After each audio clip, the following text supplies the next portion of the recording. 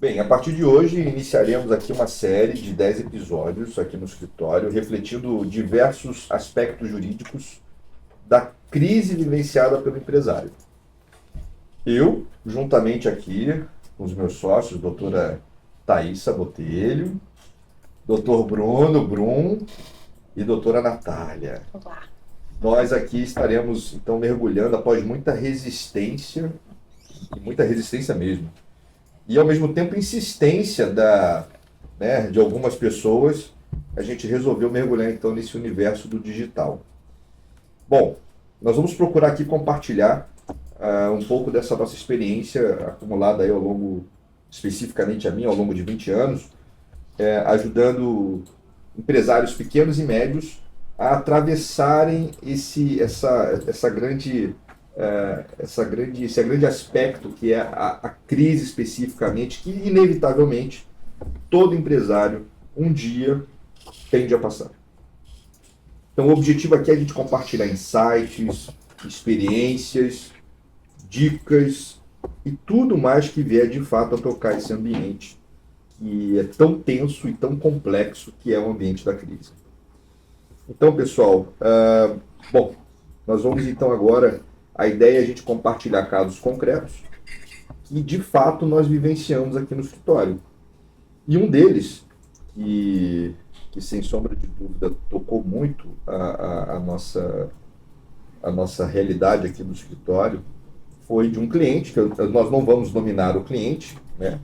Vamos chamá-lo de o cliente especificamente, que demorou muito a tomar uma decisão específica, e essa demora na tomada de decisão culminou com uma crise sem precedentes, que no final, no caso concreto, acabou o encerramento das atividades operacionais da empresa. Então, hoje, esse episódio nós intitulamos como quando decidir dói. Ou seja, a crise empresarial ela começa na decisão que não foi tomada, ou seja, na decisão que foi procrastinada. E esse nosso cliente, especificamente, ele era um senhor, já com seus 60 e poucos anos na época, quase 70, casado, já há uns 40 anos. No auge da década de 80, havia ali enriquecido na área têxtil. E naquele momento, naquela época, ele havia então constituído uma sociedade empresária, ele com a sua esposa, casados no regime da comunhão universal de bens, e o seu filho. Pois bem, no auge da década de 80 e 90, acumulou um patrimônio muito vasto, que nós conhecemos, e gradualmente ele foi se distanciando da operação e não foi percebendo os sinais que já ali despontavam da crise que viria a eclodir já no final dos anos, isso já nos idos dos anos 2010, 2011, 2012, enfim, quando foi de fato quando eclodiu a crise na empresa. O cliente é interessante porque eu me recordo que ele sabia que tinha que tomar algumas decisões, mas ele resistia em tomar decisões. E aí eu lembro muito bem que o aspecto familiar, a gente até conversava isso um pouco antes. A sociedade empresária era constituída por ele, pela esposa e por um filho. Mas dentro da empresa ainda trabalhavam ainda outros familiares. Então, havia ali todos os ingredientes necessários para uma crise eclodir em algum momento. E ele, por essa razão, ele foi procrastinando a tomada de algumas decisões. Então, o local onde a fábrica estava lá instalada era um local que, por conta da especulação imobiliária, foi sendo tomado por residências ao entorno, e, consequentemente, o IPTU da região, no caso, vocação industrial, ficou altíssimo, e com isso a gente enfrenta, né, Nath, várias, até hoje, várias execuções fiscais, né, Nath, envolvendo IPTU, por exemplo. A atividade têxtil, ela foi sofrendo gradualmente uma série de investidas por parte do mercado chinês. Então ele também não demorou para entender que ele precisava mudar o processo fabril e, por consequência, uma máquina relativamente inchada de funcionários. Foi o somatório disso tudo acabou combinando com o quê? Realmente com o somatório de um passivo expressivo. Bom, feito dito tudo isso e contextualizado dessa forma, na época, quando ele nos procura e quando a gente então resolve, né, estabelecer ali um plano estratégico para, de algum modo, começar a conter aquela crise, um aspecto muito importante era, e hoje também conversávamos sobre isso mais cedo, era o cliente realizar que a atividade empresarial dele já não era mais a mesma e que talvez o caminho fosse encerrar a operação. Então o cliente ele precisava realizar isso na perspectiva pessoal dele. Internalizar, né? Internalizar. Uhum. E isso não é fácil. E isso eu me recordo que nós levamos, na época, alguns anos, até ele, para ser mais exato, foram 5 anos, até ele, de fato, tomar a decisão pelo encerramento da atividade operacional da empresa.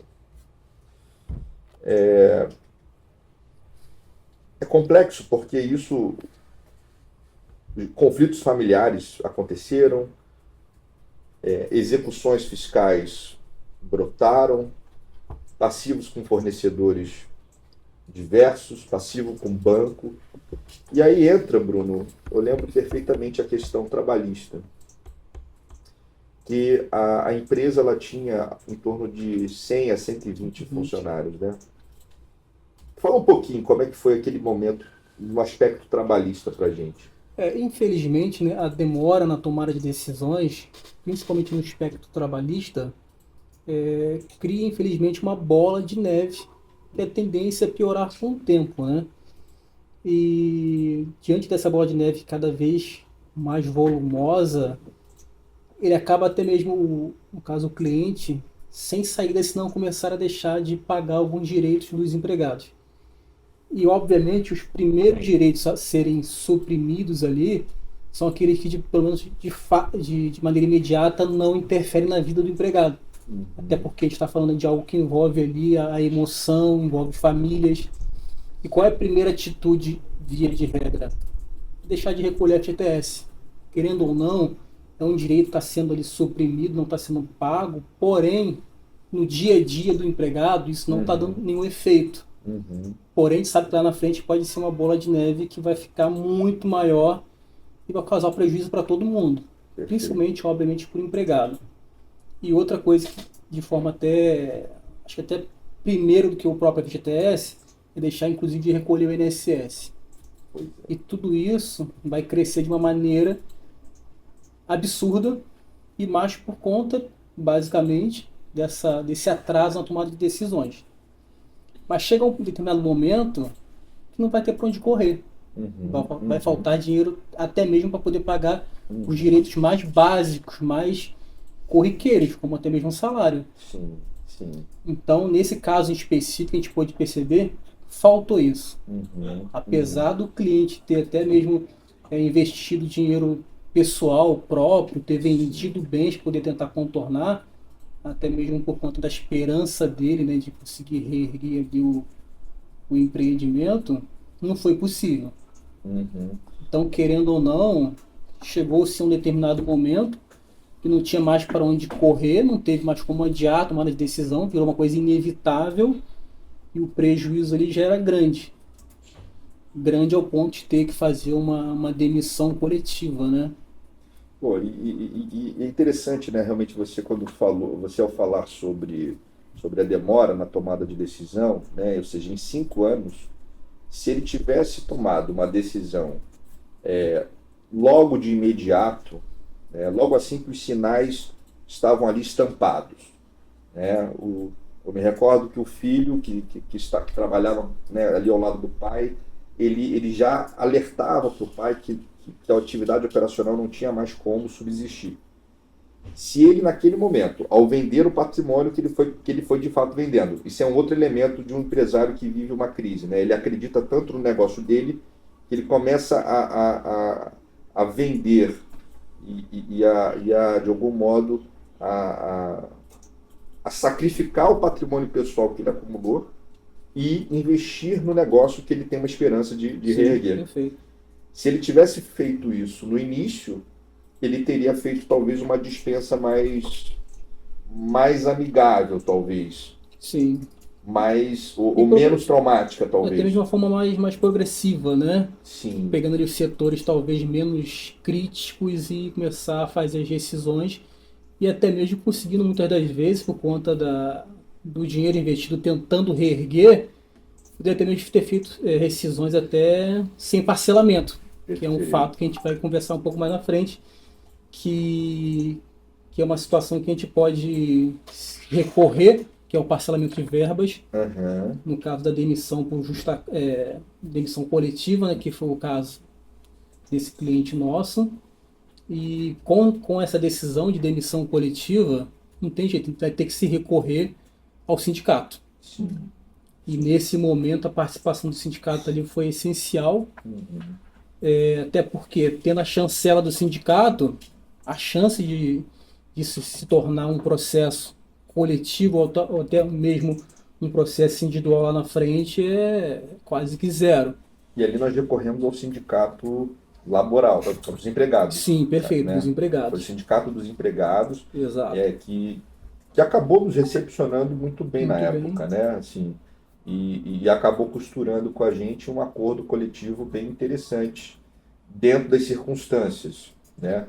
E aí esse ponto da dispensa coletiva seria interessante, talvez, Bruno, destacar alguns aspectos de como promover a dispensa coletiva, né? Nós tivemos recentemente até um caso, também falávamos de uma empresa chinesa aqui no Rio de Janeiro que promoveu uma dispensa coletiva de aproximadamente 200 funcionários e acabou viralizando a forma como a empresa ali procedeu. Uma forma talvez até, talvez em alguma medida desastrada, talvez, mas a realidade é que viralizou. E como é que você enxerga, então, os cuidados que a gente precisa ter com uma dispensa coletiva? Eu acho que o ponto principal e inicial para isso tudo é conseguir primeiro a confiança dos empregados. Eu acho que isso aí é o primordial. Perfeito. Ser transparente, até porque não adianta uma empresa ter ciência da tua crise e buscar o sindicato dos empregados, criando uma falsa expectativa dos empregados como se estivesse tudo ok. Sim. Então acho que o principal é deixar aquela situação clara, nítida para os empregados e a partir dali entrar em contato com o sindicato, ser transparente também com o sindicato, acho que isso foi extremamente importante, até para poder ter eles de uma certa forma do nosso lado, Sim. uma forma de cooperar com a situação, não como alguém que estivesse ali litigando. Nesse caso em específico, acho que foi crucial. Até porque de dezenas, talvez uma centena de demissões, a gente teve pouquíssimos processos depois, pouquíssimos processos mesmo. Então acho que o principal é isso, a transparência, se esforçar obviamente para honrar o compromisso, nesse caso foi feito, isso foi exatamente um ponto muito importante, e honrar, né? Tem que honrar o compromisso, fazer também com que direitos que são indispensáveis para os empregados, de uma certa forma de fácil iniciativa do empregador, acho que de imediato tem que ser liberados esses direitos, tais como guias para seguro-desemprego, liberação de fundo, coisas que são para a empresa mais trabalho burocrático. Sim. e para o empregado é de extrema importância para aquele momento, né? Então, nesse caso específico, houve parcelamento com assistência do sindicato? Houve parcelamento, porém o empregado teve como contar com a liberação do fundo Sim. e recebeu o seguro-desemprego. Então, acho que o principal foi isso, ter o empregado com a empresa, de uma certa forma foi assim, né? Nesse caso em específico. A própria comunicação da rescisão foi uma coisa muito emocionante para ambas as partes, né? Verdade. Humana. Sim, muito humana. E isso já aconteceu não só com esse cliente, mas com outros clientes também foi assim. Acho que é o principal. Ter tanto a transparência com o sindicato quanto com os empregados. Acho que esse foi o ponto principal dessa rescisão aí. Sim, me permite, Ricardo. Claro. Bruno, no momento, no ato da comunicação, o empregador estava presente? Como foi a reação dos empregados? Como foi esse ato da comunicação? Né? Sim, o empregador estava presente e aquilo. Foi emotivo. Até porque tinha um empregado ali de anos, né? Talvez até décadas trabalhando ali com esse cliente nosso. Teve emoção de ambas as partes, tanto dos empregados quanto dos próprios sócios, né? É importante que os sócios estejam lá representados. Eu acho muito importante. Grande parte das vezes que a gente tem que tomar essa decisão, a gente orienta, inclusive, se, na medida do possível, né? Que o cliente esteja presente ali, porque é importante. A presença ali, o empregado vê que a pessoa ali, o humano está ali, que tentou fazer por onde, que está emocionado, que buscou, tentou fazer com que a empresa desse certo, mas infelizmente não deu. Né? Perfeito. Essa questão realmente, né, dessa dispensa humanizada, ela é fundamental. Eu lembro, estávamos lá presentes e realmente o sócio fundador estava extremamente emocionado. Era uma página da história dele que ele ali estava sendo obrigado a virar e ver tantas famílias, né, Bruno? Que eu lembro que, como você falou, tinham famílias ali 30 anos trabalhando, 35 anos praticamente ali trabalhando. A vida inteira, né? Que confiaram na história daquele sócio fundador, que confiaram naquela empresa. E aí ver o fundador ali de peito aberto, dialogando com todos os funcionários, deixando claro a situação da empresa, que os funcionários, querendo ou não, já vinham ali observando. Eu lembro de um funcionário que chegou a conversar com a gente, que falou assim: poxa, eu percebi que a empresa estava em crise a partir do momento que os meus patrões não estavam mais trocando de carro. Eles trocaram, né? Eles viam, né? E aí eles passaram a ver que os patrões não trocavam mais de carro. O carro foi ficando 1 ano, 2, 3, 4. Alguma coisa realmente não. Ou seja, e dentre outros elementos, evidentemente, né? Porque daí atraso de salário, no caso concreto, salvo engano, não aconteceu, mas é um elemento também, né, Bruno? Quando a crise vem, o empregador acaba dependendo atrasar o salário, Sim, né? pode chegar ao nível de fato ali o salário vai ser atrasado. Aí chega um momento muito crítico, né? Sim. Aí é quando a decisão é tomada um momento muito já tardio. Pode muito tardio. Aí o prejuízo, querendo ou não, é bem maior, né? Pois é. E eu lembro que a construção do termo, né, da negociação, a gente procurou priorizar justamente aqueles funcionários que ganhavam menos, né? Ou seja, a gente dividiu por faixas de remuneração. Menor quantidade de parcelas, né? Isso. Ou seja, o funcionário que eventualmente ganhava ali menos, ele receberia mais rápida ali as verbas rescisórias, né, Bruno? Exatamente. Bom, dentro desse contexto, a gente, eu acho que poderia agora até entender que fazendo dessa forma, Bruno, a gente consegue evitar muitas coisas. Muitas coisas. Eu acho que nesse momento de término da atividade, só se levar em consideração que as coisas podem ficar ainda piores. Sim. Piores em que sentido? O Ministério Público do Trabalho entrar com uma ação. Sim. Porque a primeira coisa que vai acontecer quando há uma decisão de encerramento sem qualquer tipo de acordo, sem qualquer tipo de atitude ali que vai tentar minimizar, o Ministério Público do Trabalho vai estar em cima ali, pode vir com fiscalização, até com inquérito civil e por aí em diante. E lógico que de maneira até simultânea, diversos empregados vão entrar com ações judiciais. Sim. E como que esse prejuízo pode ficar ainda maior? Com a própria ação judicial já é um agravamento. Sim. Porque além de todos os direitos ali que ela poderia pagar de forma parcelada no momento oportuno, vai vir ali juros, correções, inclusive honorários advocatícios do advogado do reclamante, né? Sim. Então o que está ruim, não sendo observado todos esses detalhes, ter essa preocupação pode se tornar ainda pior, né? E algumas multas? Não. Multa, inclusive. Multas, né? Pode vir muito do 467, Sim, não pagamento na sim. primeira audiência. Aham. 477 automaticamente por conta do não pagamento das verbas no prazo de 10 dias. Uhum. As coisas Ou seja, pioram bastante. pode virar uma bola Sim. de neve, né? Verdade. E dependendo se o processo tramita rápido, e em não havendo pagamento das verbas e havendo o trânsito em julgado da decisão, pode vir o redirecionamento contra o próprio sócio, né? Exatamente. Contra o patrimônio pessoal do próprio sócio. Isso na Justiça do Trabalho acontece de maneira bem rápida, né? É que, Uhum. via de regra, hoje em dia, a gente tem um entendimento de que tentou-se fazer penhorar nas contas da própria empresa, vindo resultado negativo, já pode inclusive entrar com incidente de desconsideração da personalidade, tentando buscar todos os sócios ali que estão no quadro societário. Então as coisas podem ficar bem piores, né? E, e aí é um gancho, né, que eu acho que eu já até vou inverter um pouco a ordem, porque quando você falou né, de incluir ou de redirecionar contra os sócios, isso me remete ao fato de que no quadro societário desse cliente, como era uma sociedade empresária constituída enfim, há décadas, né, esse cliente constituiu com a sua esposa. Eles eram casados no regime da comunhão universal de bens. E aí, Thaís, como é que se dá esse aspecto, além dessa consequência, como é que a gente enxerga aí uma sociedade empresária sendo constituída aí entre cônjuges, no meio de uma crise, enfim, como é que a gente sai dessa?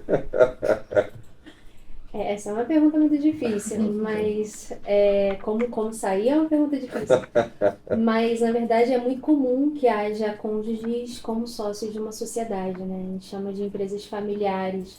E, bom, a depender do regime de bens dessas sociedades empresárias, você tem mais ou menos riscos. Na verdade, o regime de bens dos sócios, né? Cônjuges, você tem mais ou menos riscos. Então, se você tem, por exemplo, cônjuges pelo regime da comunhão universal de bens ou pelo regime da separação obrigatória, esses cônjuges não podem ser sócios. Eles querem constituir, por exemplo, uma holding patrimonial, não conseguem. Então, há uma vedação legal expressa para esse tipo de constituição, né? Que seria considerada uma fraude ao regime de bens. E a gente já teve que ingressar com ação de alteração de regime aqui no escritório para mudar, né? Para mudar de separação legal para separação convencional, justamente para permitir a criação de uma holding patrimonial. Perfeito.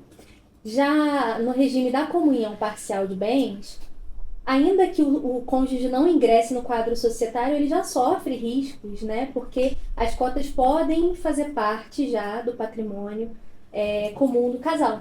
E aí, mesmo que ele não esteja no quadro societário, caso haja, por exemplo, uma desconsideração da personalidade jurídica, um redirecionamento, o patrimônio dele, porque faz parte da comunhão, pode ser afetado. Já no regime de separação convencional, é um regime um pouco mais tranquilo, né, em que não haveria esse risco em caso de desconsideração da personalidade jurídica.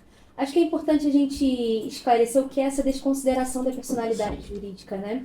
É quando você tem uma espécie de suspensão dessa segregação, dessa separação entre o patrimônio dos sócios, pessoas físicas ou jurídicas, e da sociedade empresária. Há essa ficção jurídica, né, de que a sociedade empresária tem um patrimônio próprio. E quando você rompe isso, você não pode romper por qualquer razão. Precisa haver requisitos legais cumpridos para que haja um rompimento. Quais são esses requisitos legais? Principalmente confusão patrimonial e desvio de finalidade. A confusão patrimonial é muito recorrente nas empresas familiares. Sim.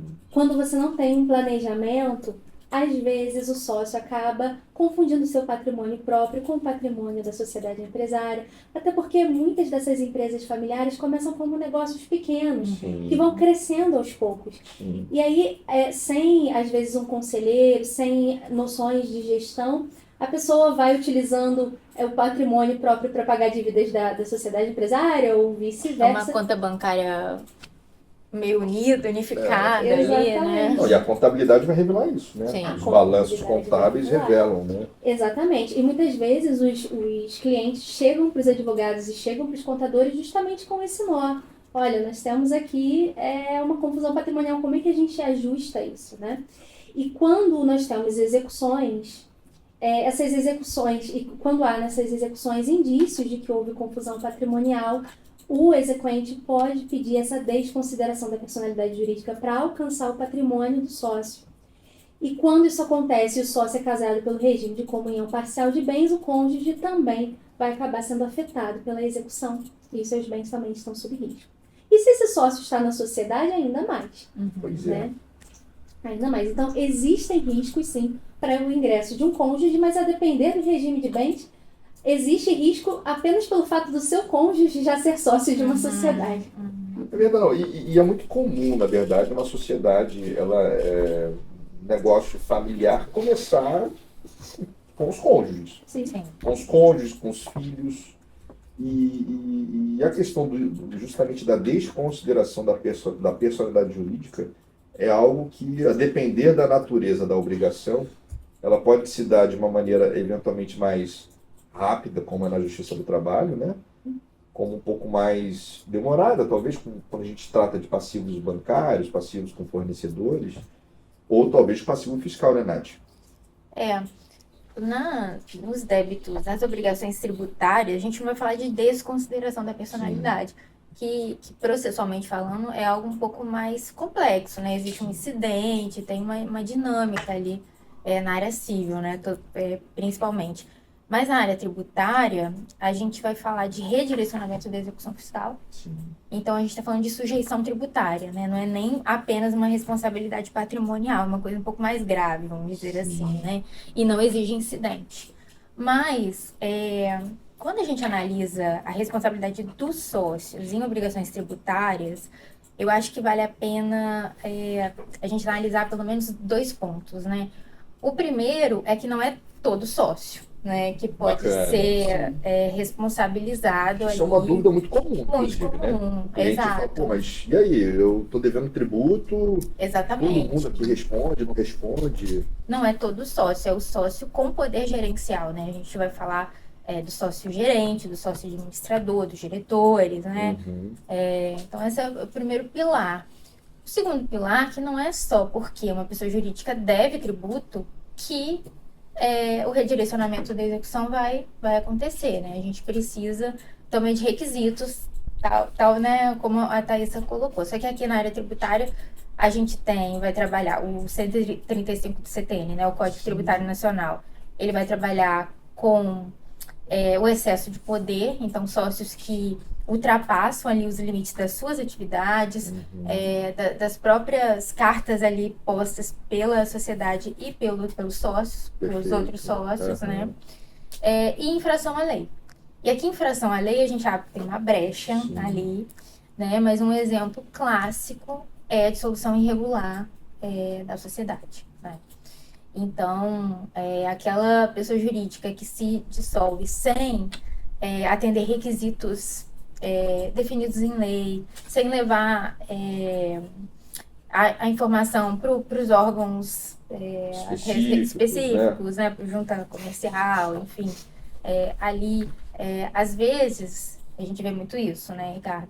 A pessoa jurídica simplesmente fecha as portas e acabou. E o sócio acha que vai ter tudo problema resolvido. algum. certo, né? Ele fecha a moda, quase a moda, entre aspas, aqui é uma moda brasileira. Fecha. Até porque encerrar, acho que é custoso e moroso, né? Encerrar de maneira correta, né? Para não ser responsabilizado. Pois é, assim, tem alguns requisitos, né, que precisam ser cumpridos. E aí, assim, o que a gente vê muito é uma execução fiscal já em andamento, o oficial de justiça vai tentar citar essa pessoa jurídica no seu endereço fiscal e não acha essa pessoa jurídica, E no né? caso desse nosso cliente, ele teve esse cuidado, na É. verdade, né? Na verdade, ele encerrou a atividade operacional industrial, Sim. fabril, Uhum. mas não a pessoa jurídica, na verdade, ela foi mantida, né? Como ela existe até hoje, Sim.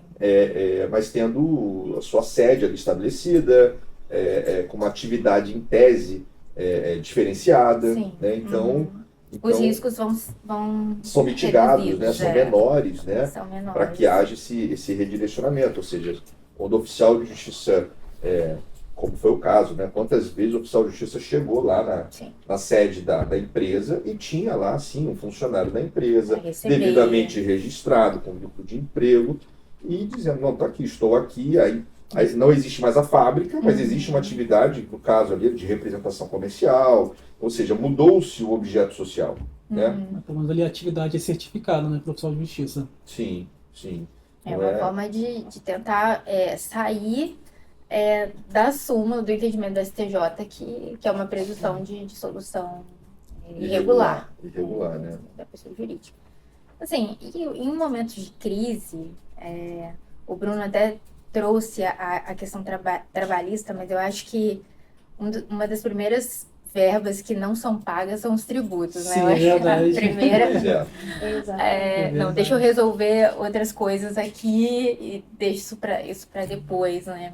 Pois é. Então Nath, às vezes a empresa ela está se reerguendo, mas está se reerguendo, tem caixa porque não está nós pagando pagamos tributo. Verdade. Exato. Isso é uma questão que tem que ser levada em consideração, né? Sim. A minha empresa realmente está dando lucro ou é porque eu não estou pagando os tributos? Sim. E uma hora, assim, por maior demora, né, que os trâmites burocráticos da fazenda e depois para a execução, realmente isso existe, né? Uma hora a conta chega, né? Isso é verdade. Uma hora as execuções são distribuídas E mesmo no desespero do empresário, que a gente escuta também muito isso, né? O empresário vem, ele já, às vezes, vem até com a solução pronta. Ou seja, não, eu já vou abrir uma outra empresa e vou rodar na outra empresa. E aí, dependendo, acontece o que a Thaisa falou. Ele acha que, bom, o negócio começa a gerar algum tipo de... tem margem, gerou algum tipo de receita, só que na realidade ele está deixando de pagar alguns credores na operação dele. E aí ele não consegue gradualmente ir saneando o que ficou para trás na outra empresa, no outro CNPJ. Sim. E aí, dependendo, a gente já viu o caso, ele já cria um terceiro CNPJ, Sim. que aquele segundo já não está dando muito certo.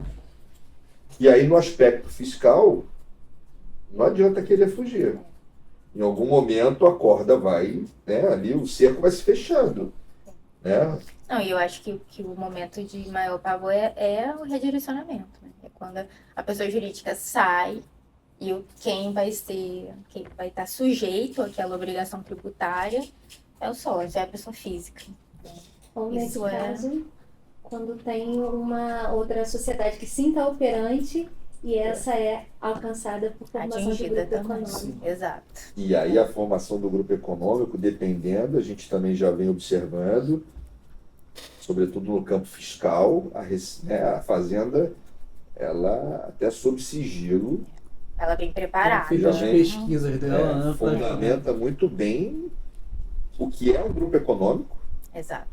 e, O grupo e familiar também, né? abarca Aí- o grupo familiar dependendo, É. e aí sim a dor é grande, A dor porque é vem em grande. cima, e se os cônjuges são sócios, vem em cima, imagina, os cônjuges no polo passivo de uma execução fiscal.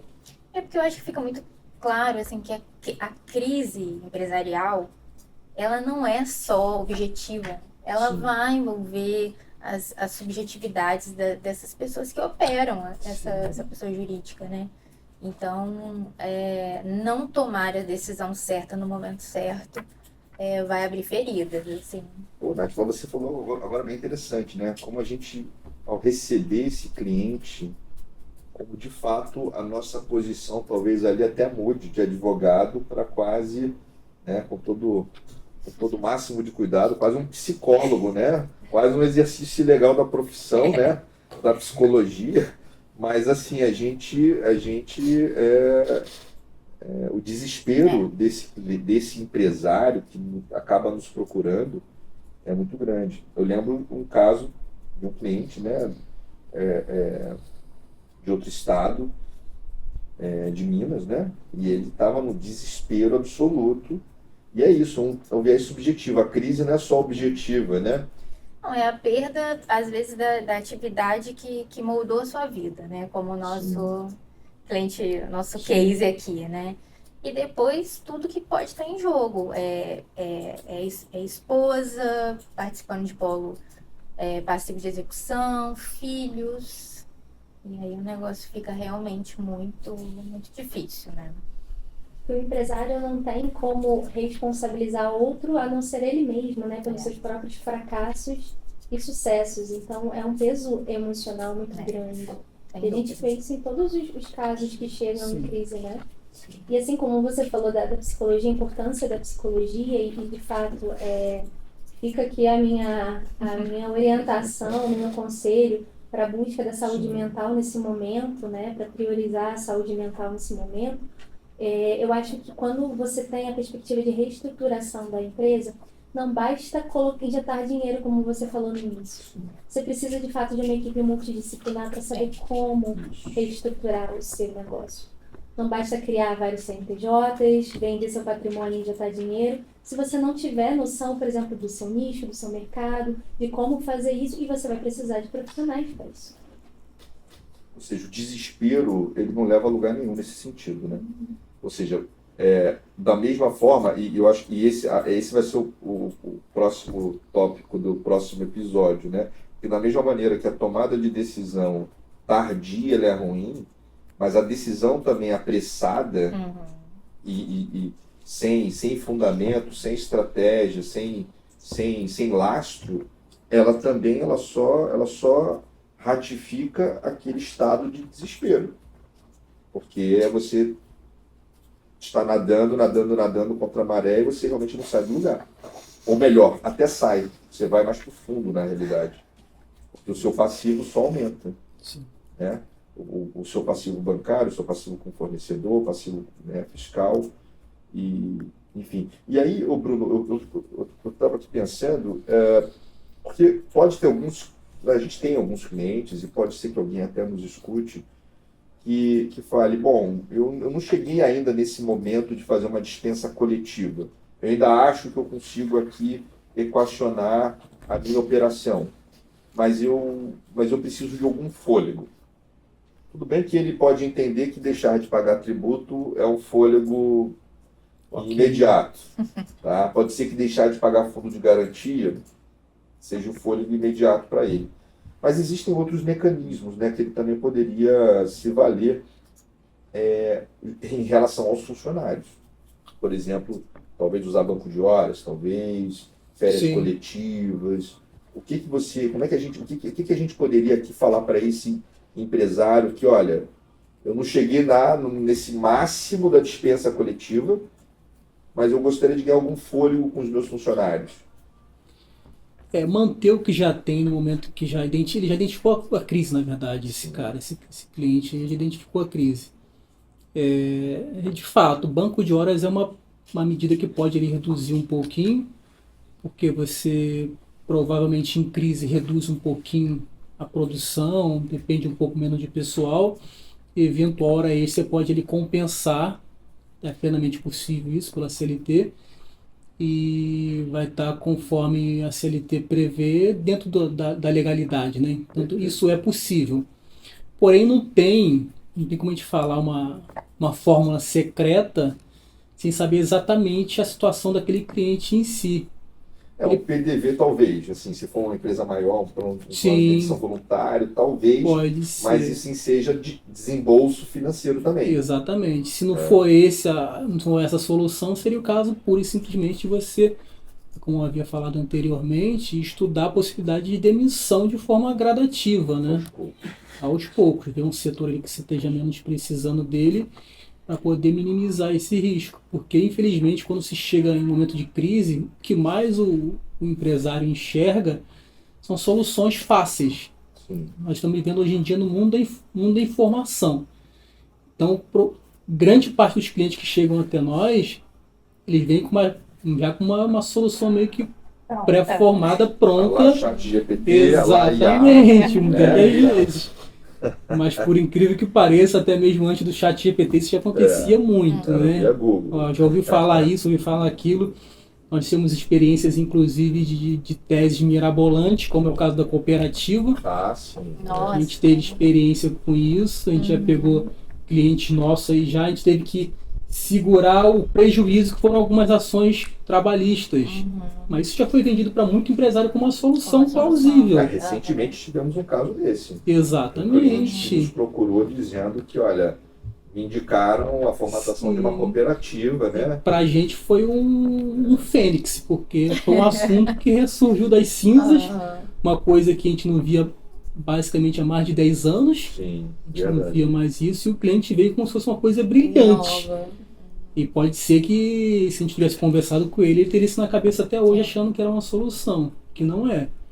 Uma das muitas teses por aí que, se o cara não for bem orientado, pode sair prejudicado, ainda mais, né? Pode ficar pior. Sim, pode ficar bem pior. Pois é. E, bom, já caminhando aqui até, eu acho que para o nosso final aqui, até para não estendermos tanto assim esse nosso primeiro episódio, né? Senão ficaremos aqui muito impactados, né, com o digital, enfim. Então vou até fechar o computador já, enfim. Mas a realidade, Nath, para esse cliente que vive hoje um período de crise, tá, em que ele já começou a deixar de pagar tributos, né, o que você, a rigor, recomendaria a ele em termos de perspectiva fiscal? Ou seja, há mecanismos hoje de transação, de parcelamentos. O que você recomendaria para esse cliente em crise que, enfim, já parou de pagar tributo? Eu acho que, assim, primeiro é tomar muito cuidado com essas questões de dissolução, né? Ter isso em mente. A depender do tipo da obrigação, né, tributos federais, estaduais ou municipais, a gente vai ter possibilidades de transação tributária, parcelamentos. Então, assim, pode ser um caminho para a saída das cinzas, assim, dependendo uma forma de diluir, né, esse débito fiscal em algumas parcelas aí, e ganhar um fôlego para outras atividades e tal. Sim. É possível ganhar um fôlego com alguma carência, né? Ou, enfim, parcelamentos descontos, longos. exato. Né? Redução aí de juros, multa. Né? A Fazenda está disposta a receber. Né? Então, acho que vale conversar. Não, e é muito bom porque é um movimento que a gente tem observado cada vez mais, né? A Fazenda Nacional, e em especial a Fazenda Nacional, em especial, ela vem federal. Trazendo alguns institutos, desenvolvendo algumas alternativas para buscar esse crédito desse empresário que, enfim, e a gente está falando de empresário, é claro, da pessoa física também,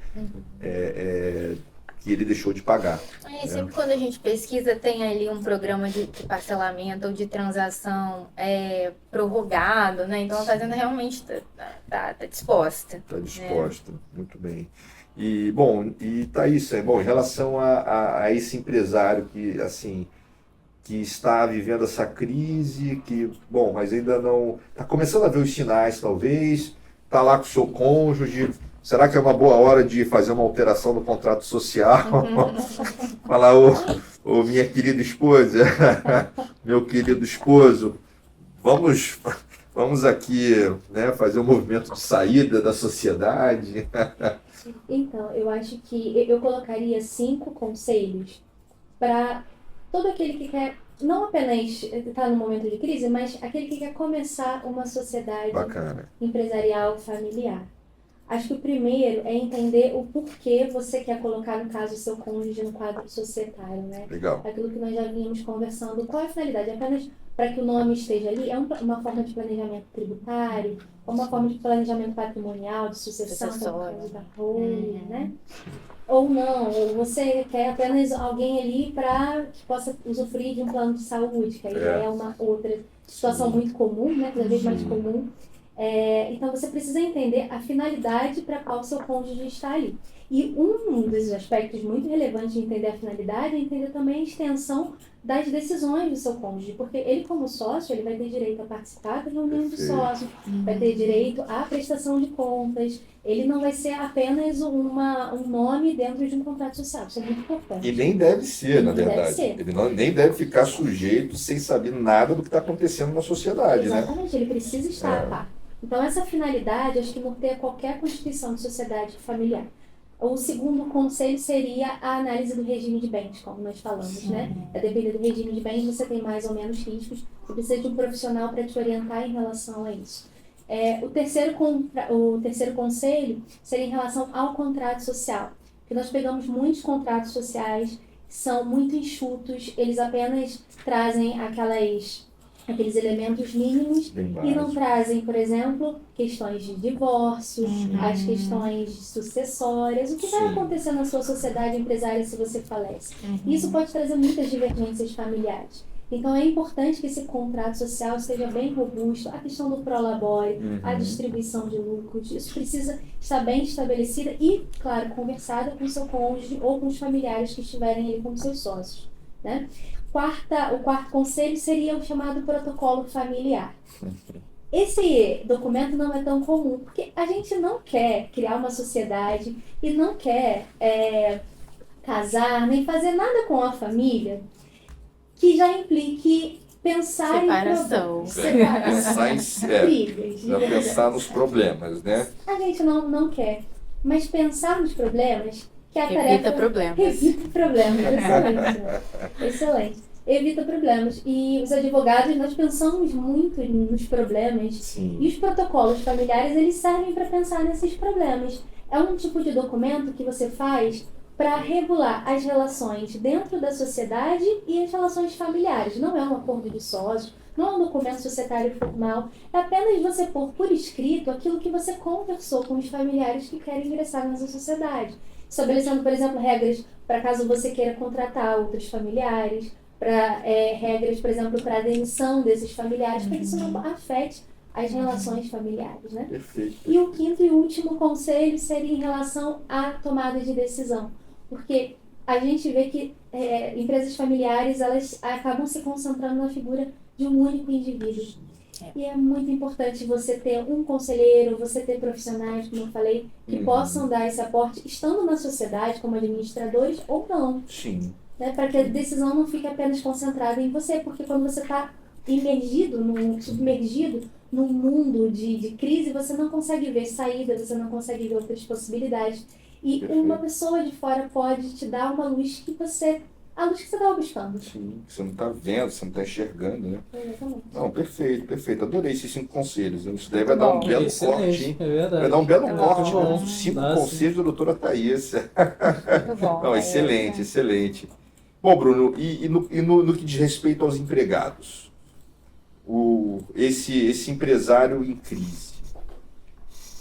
O que você, assim, como é que você então, o que você orientaria? Pelo meu ponto de vista, isso é sem querer jogar, obviamente, trazer brasa para nossa sardinha, mas acho que todo empregador já deve ter ali uma assessoria jurídica ou um RH muito, muito bom. Sim. E que esse RH torça para que esse RH tenha uma assessoria jurídica para poder ter um apoio também, né? Porque pode evitar muito problema. A gente trabalha muito na questão consultiva. Perfeito. E isso reduz muito o problema judicial, principalmente. Tanto é que a gente tem clientes aqui que são clientes também antiguíssimos, de décadas, tem pouquíssimos processos judiciais. E grande parte dos que aparecem, a gente tem êxito. Por quê? Foram bem orientados, foram bem instruídos. Temos clientes, inclusive, empregadores que são bem vistos nos próprios sindicatos, 2 empregados. Sim. Quando eles identificam qualquer possibilidade de problema, eles já estranham. Sim.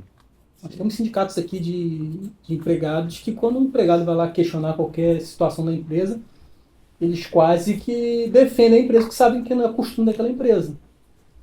Então, acho que o principal é isso. Acho que um apoio jurídico, ter uma assessoria é fundamental. Até porque a gente não sabe qual é a real situação da empresa X naquele momento. Pode estar boa hoje, pode daqui a um mês explodir um problema gigantesco.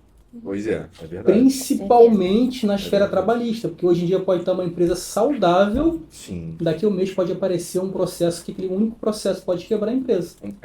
Pode querer. Sim, Seja pelo valor, sim, ou seja por abrir um precedente, exatamente. talvez para a empresa, perigosíssimo, né? Ou seja, ele exercer um modelo de contratação, a depender se não foi bem orientado, pode levar realmente até a quebra da Exatamente, empresa, né? Exatamente. Não, sem dúvida. Eu acho que no final, e aí voltando para esse nosso cliente, a equipe multidisciplinar, que é fundamental, né, participar desse tipo de processo, ou seja, desse tipo de momento em que uma empresa vive essa crise, ele atravessou a crise com dignidade, eu diria. Ele atravessou a crise com a cabeça erguida, querendo ou não, mesmo encerrando a atividade operacional, devendo, porque ele ficou devendo funcionários, foi feito acordo, mas ele ainda tinha que honrar, né? Ficou devendo o fisco, ficou devendo banco, fornecedores, mas ainda assim, com cada um deles, gradualmente, até pelo histórico de ser um excelente bom pagador, ele conseguiu gradualmente, com o nosso apoio, ir reestruturando esses passivos, essas dívidas, e honrando ao longo do tempo, né? Então, é claro que isso é um processo longo, não é fácil, demanda uma capacidade psicológica forte e um apoio. Eu acho, a gente acaba recomendando, né, inclusive, que esse empresário ele procure um auxílio de um terapeuta, de um psicólogo. Enfim, eu acho que dentro desse contexto, eu acho que o mais importante é terminar, né, assim, vivenciar essa crise com um mínimo de dignidade. Sim. E isso nosso Com antecedência também, né? Sim, pois é. Então, dentro desse contexto, encerramos aqui o nosso primeiro bate-papo, nosso primeiro episódio. Foi uma experiência impactante. Diz aí, Nath, como é que foi a experiência? Aí agora... Foi legal. Foi bom. Foi bom? Ali a gente já tinha treinado, né, Ricardo? A dica do treino é bom. Exatamente. Mas acho que o treino vai servir para todos os próximos, né? Acho que ficou bacana. E aí, Bruno? Eu achei muito bom. É o que eu falei, achei interessantíssima a interação de um com o outro, participar, né? Questionar, se instiga, faz a gente pensar mais, desenvolver mais. Acho bacana isso. E a gente queria, assim, falar, assim, não ficar só um falando instantes, né? Agora, todo episódio vai ter que ser os 5 conselhos. Para finalizar o episódio de hoje. A gente vai finalizar os 5 conselhos. Da doutora Thaís.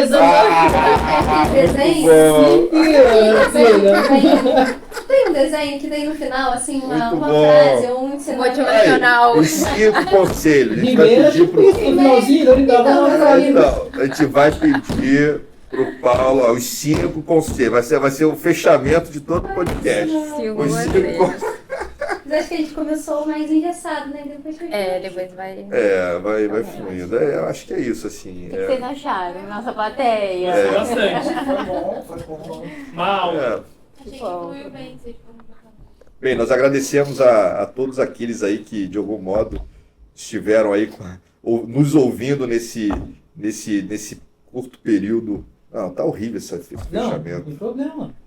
Vamos fazer de novo. Isso aqui é editável. Vamos editar.